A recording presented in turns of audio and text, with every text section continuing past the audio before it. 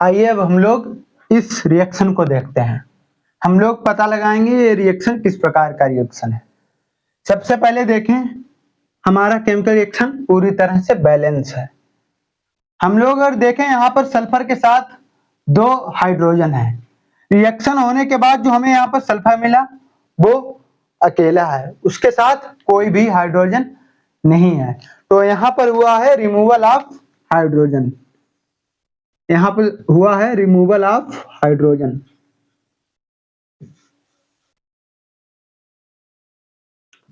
और याद कीजिए रिमूवल ऑफ हाइड्रोजन किस में होता था? ऑक्सीडेशन में। मतलब ये हुआ ऑक्सीडाइज्ड हुआ है, तो लिख लीजिए ऑक्सीडाइज्ड। दूसरा है HNO3। हम लोग अगर देखें इधर NO, पहले इसके साथ 3 ऑक्सीजन थे, अब सिर्फ एक सिंगल ऑक्सीजन बचा है। यहां पर 2 ऑक्सीजन रिमूव हुए हैं, तो यहां पर हुआ है रिमूवल ऑफ ऑक्सीजन।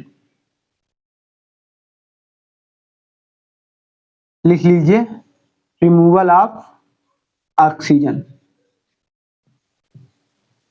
अब याद कीजिए रिमूवल ऑफ ऑक्सीजन किसमें होता था? सेकेंड वाले में, मतलब रिडक्शन जिसमें होता था।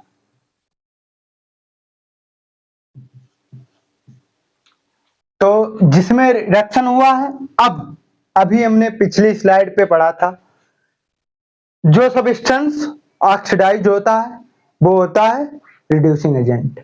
उल्टा याद कर लीजिए, जो ऑक्सीडाइज हो वो होगा रिड्यूसिंग एजेंट, जो जिसका रिडक्शन हो वो होगा ऑक्सीडाइजिंग एजेंट। बहुत इजी है पहचानना ऑक्सीडाइजिंग एजेंट, रिड्यूसिंग एजेंट।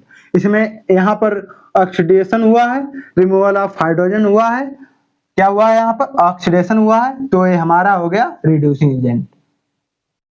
यहाँ पर रिडक्शन हुआ है, तो लिख लीजिए ऐसे रिडक्शन।